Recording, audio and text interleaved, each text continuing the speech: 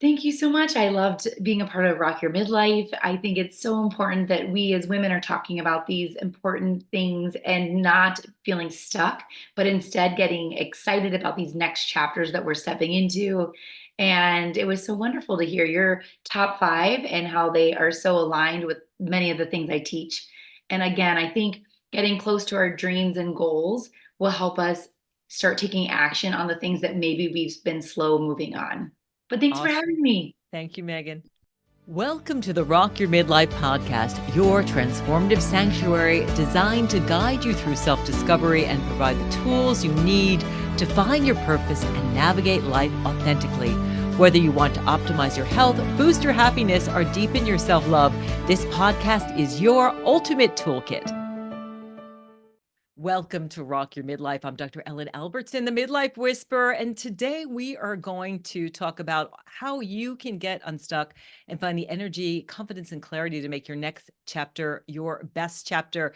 I have an amazing guest. She is a friend of mine. She is Megan Kuiper. She's a seasoned transformative culture consultant who brings over 21 years of hands-on experience in reshaping organizational dynamics. And we're going to talk all about what you working women can do to feel awesome and make a difference and have great work-life balance. Because one of the biggest things besides I've gained 10 pounds and none of my clothes fit and I don't feel good physically, I'm finding so many women come to me and they're like, I just feel so stuck. So often we choose a career when we're 18 and we get on this trajectory and we get married and we have kids and then we've got Yes. like tweens and responsibilities and so much going on. And it's just really hard. And we wake up one day and we're like, I feel stuck and I don't feel good in terms of like who I am and what I'm doing. And I'm not there for my family. I'm not there for myself. And so today we're going to give you some really great practical advice that's going to help you both in and out of the workplace. And before I bring Megan on, who is just such a dynamo. She's got a great background. She worked for Target for 21 years and, left Target to help other women and executives really rock it in the workplace. But before I bring her on, I just want to give you some of the tips, just 5 tips that I work on with my clients to really help them to get unstuck. So if you're feeling stuck, the first thing is, embrace personal development. So if you're at your work and you're feeling like, my gosh, I just do the same thing and it doesn't feel meaningful, dig a little deep. Go to your HR department, ask them, like, what courses could I take? Go to your boss and ask him or her, like, I really want a new project. I want to do something different in my role. What else could I do? Think about, what kind of career changes could I do? How could I develop myself? And then think also outside the workplace. Like, what are you doing? What books are you reading? What courses are you taking? What people are you hanging out with? So that's the first thing. Embrace personal development because you are never too old to learn something new and to improve and grow and change. Number 2 is cultivate work-life balance. I think once we hit menopause, this becomes more important than ever, particularly if you've got growing kids, aging parents, you've got a spouse, you've got a marriage, you've got work, and you want to take care of yourself. It's so important to have a healthy work-life balance. And it's really a moving target, but to find small pockets of time throughout your day where you can de-stress, where you can take care of your body, find that hour a week that you need for the food prep. Find those, 150 hours a week where you're doing your steps, where you're getting some exercise, taking a class you like, going to the gym. But it's really important. And I find that women at midlife, gosh, are we people pleasers or what? Like, how many of us have this people pleaser? I want to tell you about one of my clients, Sarah. She wanted to do all the things. She wanted to create healthy meals for herself. She wanted to get good exercise, get her rest, all of those things. But every time she thought about taking time for herself, she felt incredibly guilty. And when we kind of dove into what was holding her back, she realized that she had this belief that if she put herself first, if she took that jazzercise class, if she did her food prep, her grandkids and her kids wouldn't need her and wouldn't love her. And it was like a big aha moment because she felt like, oh my God, I got to be there 24/7 for everybody but myself. And she realized that no, the people that she loved wanted her to take care of herself. And when she realized that, she was slowly able to make some changes to take that time for the food prep, take that time for the movement, to do more things that she enjoyed, working on her stress and working on her sleep and feeling a lot better. So, really take a look at that work life balance. And I think this is a big one, and I'm going to get Megan's take on this in a moment. But redefining success, right? I think so often we're climbing up this ladder of success that is built on societal expectations, maybe expectations of your peers, your parents, or even like looking at social media. We do all of the things to get to the top of this building. We're on the top and we look around and we're like, wait a minute. I don't like the view up here. This isn't right for me. And so we need to redefine what success means. And that's something I work on a lot with my clients of looking at like, what are your core values? When you look back at your life when you're in your 80s and you look back at this moment, what do you want your life to have stood for? And really looking at that. And I think that can really help you understand better, what do I want to do more of in my life? What do I want to volunteer and do? What do I want to do in my work? Do I want to keep doing the work that I'm doing? So redefine success.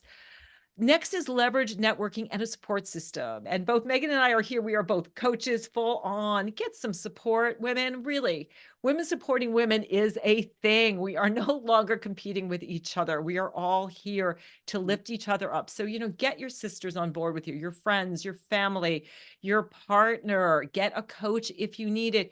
Get somebody in your workplace. A lot of workplaces will actually pay for coaching, believe it or not.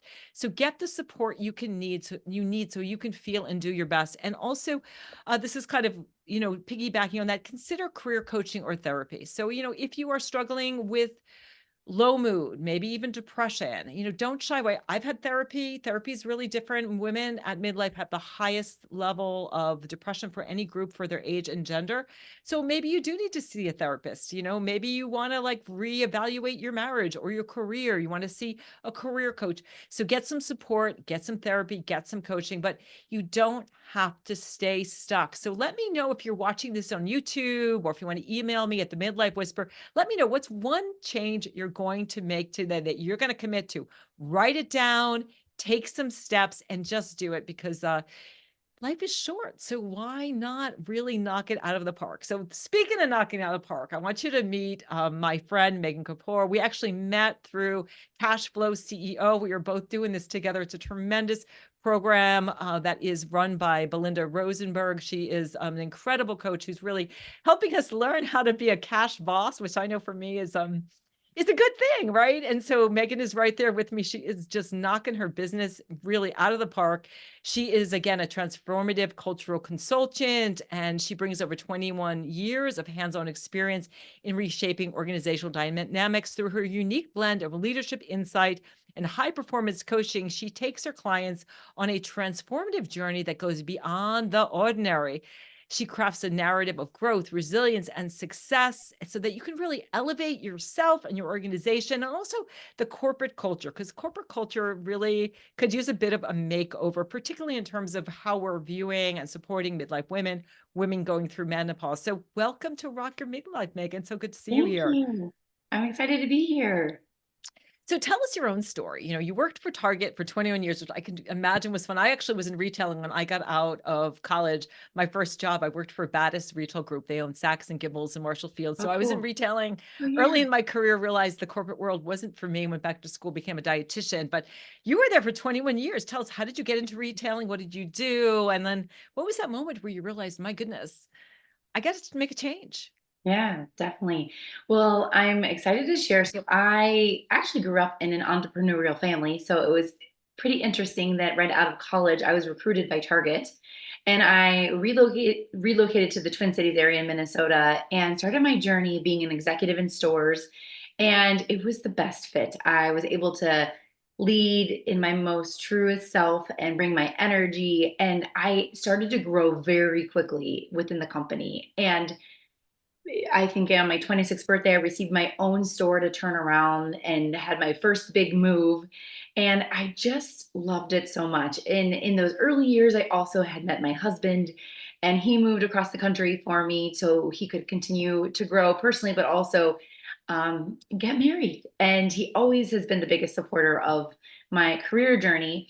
And so I just kept climbing and moving around. And my role at Target that I became known for was turning around stores, specifically culturally and operationally. But culture is always what turns the operations around. So I just loved it. And in the meantime, we had three boys. I have two high schoolers and a almost sixth grader.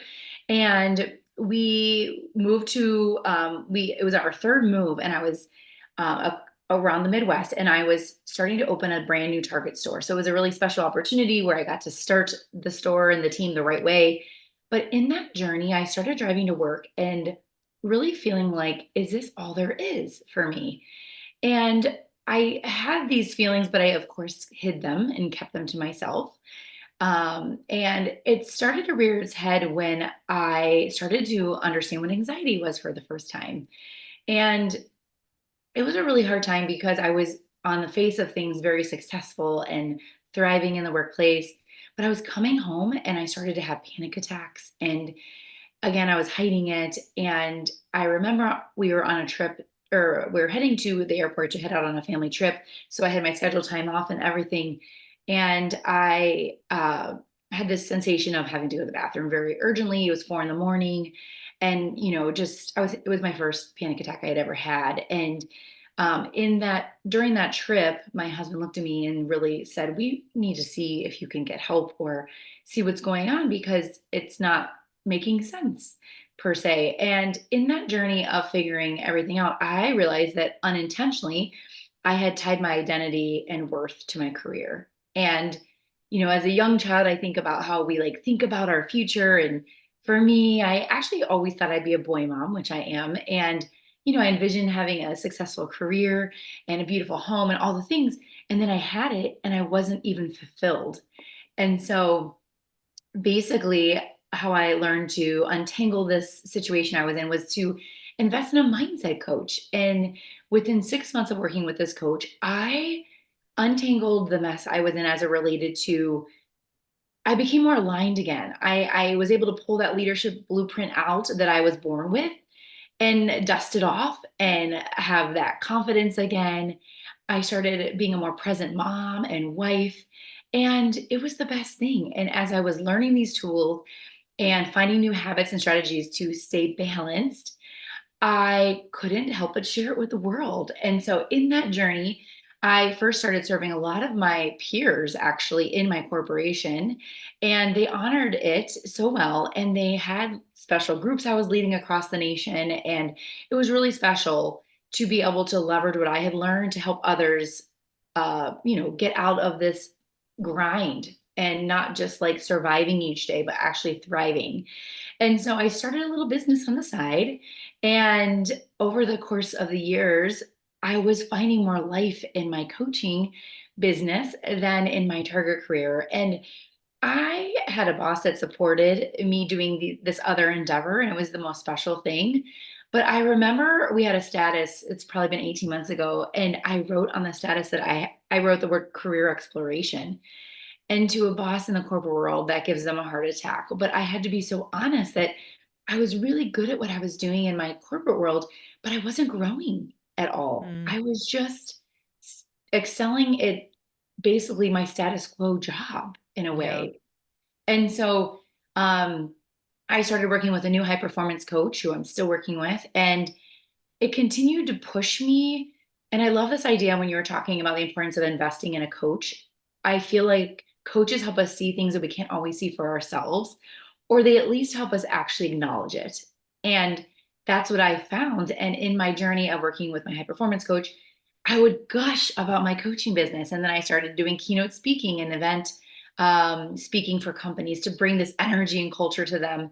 And I remember getting off my first keynote stage in Vegas, and my friend had come with me, who's like my designer and my business bestie. And I was like, oh my gosh, this is where I belong. And I was still, in my corporate world while doing that. And it was a month later. So it was last June, actually. I was sitting on the phone with my coach, and he was like, I think it's time. And I was like, I think it's right. You're right. And it was time to give my notice to Target, is what I'm talking about. But it was really hard because I'm a very loyal person. And of course, you have the certainty of the income and all that. But I again knew that I needed more time with my family and I was becoming unaligned. And to your point, you said, like, we're not guaranteed tomorrow. And I want to show my boys that when you lean into your passions, you reach that ultimate fulfillment and you also get to create your schedule and all those things. So anyway, it's been the best blessing. And I think I'm in my like ninth or 10th month of full-fledged entrepreneurship. And it's so neat to be bringing this to companies, really big companies and small, and see the need for this shift. And I believe that our businesses only grow as much as we do as the leader. And bringing um, that mindset, and actually, I have a course I created that I'm actually starting companies with, has just been so fulfilling. So thank you for listening. But I am so grateful for that really hard time, even though obviously when you're in it, I did feel stuck. All the things you were just explaining, like that was me. And it was hard to admit too, especially as high performers. I feel like we don't want to share those vulnerabilities sometimes. But I'm so Yeah. glad I did and started getting the help I needed to now be on this new journey. Yeah, and your enthusiasm is so contagious. I want to just Thank pick on a you. couple of really important, gold nuggets there. I mean, the first thing is if you start to feel sick physically, like the body and the mind, the emotions, the spirit, all of it's connected, and you Yes, listen to your anxiety. So if you're listening and yes, you're like, oh my God, I just, I'm having a panic attack, or, yeah.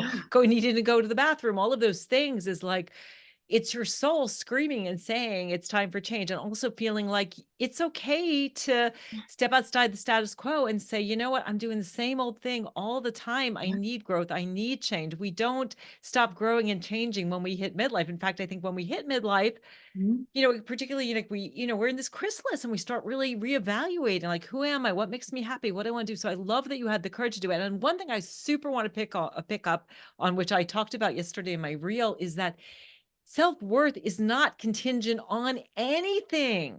You Mhm. have to feel worthy, to love Yeah. yourself, feel worthy, accept yourself as you are if you want to be happy. You have to start feeling happy now, not when you get that raise, get that bonus, make that career shift, Yes. get that praise. We do all of these things. We like run on this hamster wheel thinking when, like, Yeah. I always talk about like climbing up this ladder of success, but it's up against the wrong building. We think Mhm. when we get to the top, we'll be happy, and we look around and we're not. And we're like, what the, beep, Yes. right?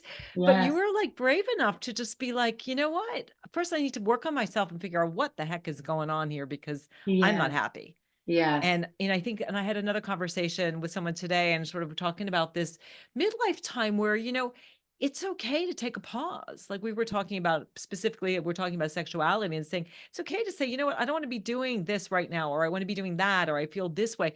It's a big change time. And I think it's so amazing that women are coming out and saying, Yes. I'm changing, I'm growing, and I'm just like loving my life. So I'm curious, how did you deal with that fear? I'm sure when that moment when you're saying, okay, I'm going to sign away this, I've been with this company for 20 years. I'm sure had a nice paycheck plus that. I'm sure you had a discount. What kind of Yes. discount did you get in Target? Yes, of course. Yes.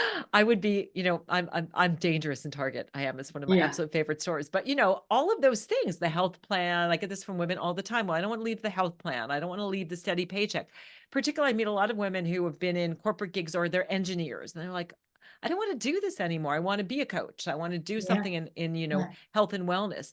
How did you deal with the fear or were you even afraid when you like wrote that resignation email or letter? How did you Yeah. feel, and how did you deal with fear if there was some? Well, I remember, I mean, when I learned the four different kinds of fears in my coaching journey or being coached, I should say, the four fears that I've learned about is the fear of rejection, the fear of ruin, the fear of regret, and the fear of responsibility. And the fear of ruin was rearing its head. Like, what will I do to my family? I mean, I still have kids almost about to go to college and, all these things. And I remember talking to my coach about it, and he was like, do you think how you're wired, you're really just going to throw the towel in and not soar? And I was like, nope, I will not do that. I know I will be successful. And it's really embracing that two things, that belief system that everything actually does work out. And I agree with what you're saying that the universe, and I believe in the Lord and our soul, they all are working for us. And when we actually flow with it, everything else around us flows externally, I believe. And when I started to believe that, and that's the second thing, really strengthening my belief system that I am enough, the good Lord put me on this earth to do this actually, and not just have a little sliver of time to do it at Target. You know what I mean? I got to exercise this, but I also had a lot of other responsibilities that really weren't my passion, to be honest. Always, I always was a cheerleader and positive, of course, but deep down, I was like suppressing all the passions and all my gifts, I feel like. And so when my belief system kept getting strengthened and I identified that what fear was like getting in the way, it was, I was able to just have that really deep down belief like, oh no, I'm going to crush this and I'm going to do it. And I have everyone around me that's important supporting me. And, it's interesting because when I presented it to my husband, he is the best, but he's also I'm the dreamer and like how about this crazy idea I'm going to do? And he's like, oh dear Lord. Mhm. But he was so supportive right out of the gates. I remember we were on our date night and he didn't know I had a agenda, but I presented what I wanted to do. And it was about 2 months from when I had planned to like give my notice. And he instantly said, I'm in. And I mean, I think we just both had tears. It still makes me emotional, like shooting out of our eyes, because number one, it meant more time back with everyone that meant the world to me. Um, but just having that support out of the gates was like, oh man, I am going to do this. And so it's just been so beautiful to have that time back, have all this belief around me, and then also believe it within, that it's going to be good. And then the other part I wanted to touch on is I remember like so many people, even when I did give my notice, like, we're like, what are you going to do for insurance? And the thing is like, I just see it as a bill. And, when you work for a company, you're still paying insurance. It's just pulled out of your check. Right. And so, sure, rates could vary or whatever, but honestly, we're not crippled by paying it independently. Then I was still paying for it for a family of five, and I think those are stories we hear so much in the world and Mhm. society. And the people that would ask me in the beginning, what are you going to do for insurance? I instantly was thinking, like, they're the people that will never live out of their comfort zone. And that's not me. I want to push myself to like new levels that I don't even know what that are available yet. And so anyway, that made me chuckle when you said that because I not anymore, but in the beginning everyone's like, what are you going to do? And I'm like, we're going to pay for it, you know? And it's been just fine. And it's a lot of it, I think, just stories we tell ourselves that there really isn't evidence or truth to any of those things. Yeah, it's so beautiful too, because you talk so much about now having more time to spend with your kids and going Yes. away. And I can just see your energy is so beautiful and you're so much happier. But we have all of these fears. I get that all the time. What am I doing with the paycheck? What am I going to do about Yeah. the health insurance? Everything is figure outable. And again, the Yes. universe, the world, God is working, everything is happening in your favor. And one thing Belinda said on one of our workshops was everything is happening from you too. And so when you raise your vibration, when you are in this joyful place, when you're in alignment with your core values, with Mhm. what your work is to do in the world, then you're creating more, you're expanding more. So Yes. if you are miserable in your workplace, you don't necessarily have to quit. And that's another thing I loved what you did is I always tell my clients when they're thinking about making a switch or maybe starting a business. Look at a lot of clients that they want to be like a massage therapist or Yeah. do kind of energy work. I'm like, don't quit your day job.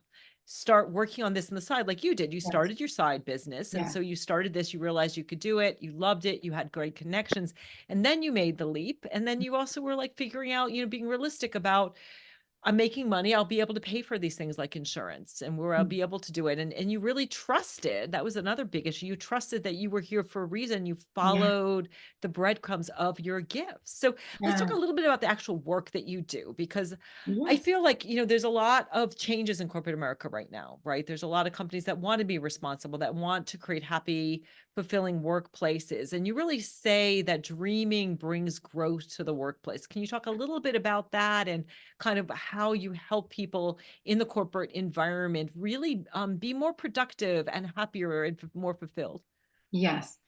Um, okay, so one of my strategies to turn around my big teams at Target, like my last store, I had 300 people under me, and really getting close to them on a very personal level, even as the big boss. And, I couldn't have one on one statuses all the time, but I was always all over the floor. Like you would always know I was in the building type thing.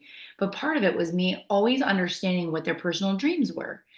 And I believe that when we dream, we build energy every day when we get close to that dream and we start saying yes to the things that align with that dream and no to the things that pull us away from it. And that's one piece of it. And second is we feel fulfilled when we're allowed to dream and we're asked about the dreams. And, some of my team, their dream was to get pregnant or save money to get a house or go back to school in the fall or whatever that looked like. And these are, I had 16-year-olds all the way up to 70-year-olds working in the store.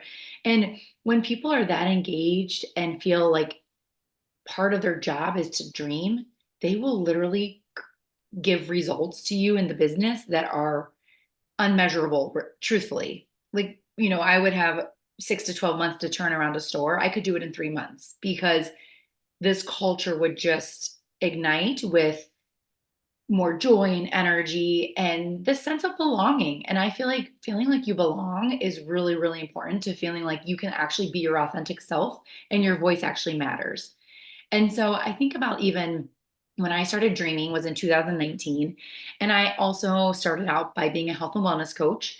And at the time, my coaches above me, I just saw like how many people they were impacting and their lifestyle and freedom they had and all this. And it triggered something like it was in a good way. And so start in 2019, I started writing down, I work for me every day. I work for me. And I didn't even know what that meant. And I wasn't unhappy at my job. But as I kept writing it, I all of a sudden started like investing in things that would teach me how to work for me and hanging out with people that were entrepreneurs. And that's what also dreaming does. I feel like it helps us elevate who we're spending time with to help us bring this dream to life. And for dreams, I'm a big advocate of big dreams. Like I love writing down dreams that I'm not even sure the how, but it gets me so excited to get out of bed. And so bringing this dream piece to the workplace has really been so special. And right now I've been working with C-suite teams and SVPs and they're looking at me like I haven't talked about a dream. I can't even tell you when, but everyone in the room is smiling and feeling energetic because they're all of a sudden sharing their dreams. And I just really believe that organic energy and growth that happens when dreaming is part of the agenda, it's like phenomenal. And I hope that makes sense. Yeah, it makes total sense. And I love when I work with clients too, of just getting into the emotion of what Yeah. it is that you want. Cause I really feel like from a law of attraction perspective, that we magnetize things. Our thoughts are like the scaffolding. So you might have a dream of, having the house, getting Yes. married, getting pregnant, Yes. whatever that thing is, or if, for midlife women, traveling, meeting the love of your life, whatever that is.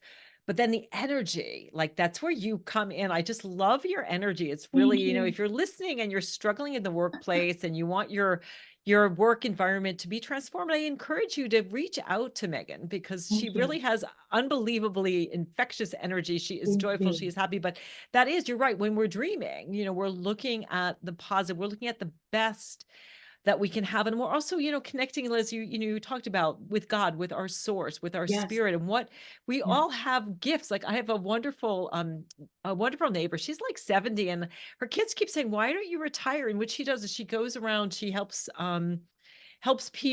people figure out how to utilize the technology around healthcare. So how to Oh, use their medical records. She just goes around, but it's like her ministry. Like she goes around and she lets people can talk to her, but we all have dreams of what we want. We all want to feel connected and yes. fulfilled and loved and want to make a Yeah. difference. And I think you bring that energy. I'm curious, what do you feel like corporations need to change to be more dreamful, more positive, joyful places and do more good in the world? What do you think needs to shift? I think making sure the development is available for all levels is one thing for sure. And I think making sure that they see this growth mission as a priority for actual business growth. And I think it's important because like oftentimes I see people that are on paths to keep going higher and higher, get the growth, but not everyone, is given it always. And I think the hard part is that it's an investment and there's cost to it and there's grayness to it. But when we can embrace the gray, I think we'll retain our teams better. We will help them grow and we'll get the most out of them in the best way. And so really just creating this, culture of growth for all levels, I think is really, really powerful. And I think it's important to start with the leaders at the top because I believe the teams don't believe the message if the messengers aren't in it too with them. And so that's where I'm starting is really trying to impact the leaders at the top right now. But then the thing I'm bringing is not only a 2-hour lunch and learn, for example, but I'm also having follow up implementation consultations with the teams so that they can actually, have a little bit of accountability and structure around implementing these habits to dream, to have cultures that feedback is welcomed, things like that. Beautiful, beautiful. So if Megan, people want to get in touch with you, they want to connect with your beautiful, dreamy, joyful, and Thank I just love you. it. People usually Thank say, I you. wonder if you're a Leo rising because you have this great, infectious, Thank big, you. beautiful energy, bright energy. How can people best get in touch with you? I would say definitely through my website. It's megan-kuiper.com and you can contact me. We can connect. And then also through my socials at Megan M. Kuiper for Instagram is a great way. On LinkedIn, I do a lot of connecting on LinkedIn just because a lot of companies and professionals are there. But yes, it would be so great to connect. And I'd love to learn about others' journey and how I can help lift them up. Awesome. So it's megan-kuiper.com. It's Yeah. Kuiper. It'll be in the show notes. Check her out if you are seeking for change in your company or you want some coaching. She is awesome. If you want to reach out to me, it's themidlifewhisperer.com. That's themidlifewhisperer.com. I have a great new gift for you. It is a midlife well-being quiz. You can check it out at raiseyourvibequiz.com. That's raiseyourvibequiz.com. It'll kind of tell you where you fall in the areas of body, mind, heart, spirit, and relationships, and give you some ideas about how you can dream bigger, change your life, transform. So if you're feeling stuck, do reach out. And thank you, Megan, so much for being here. This has been so much Thank fun. you. Yes, so good. Thank you. And thank you all for listening. We'll catch you soon. Have a great rest of your week. Welcome to the Rock Your Midlife podcast, your transformative sanctuary designed to guide you through self-discovery and provide the tools you need to find your purpose and navigate life authentically.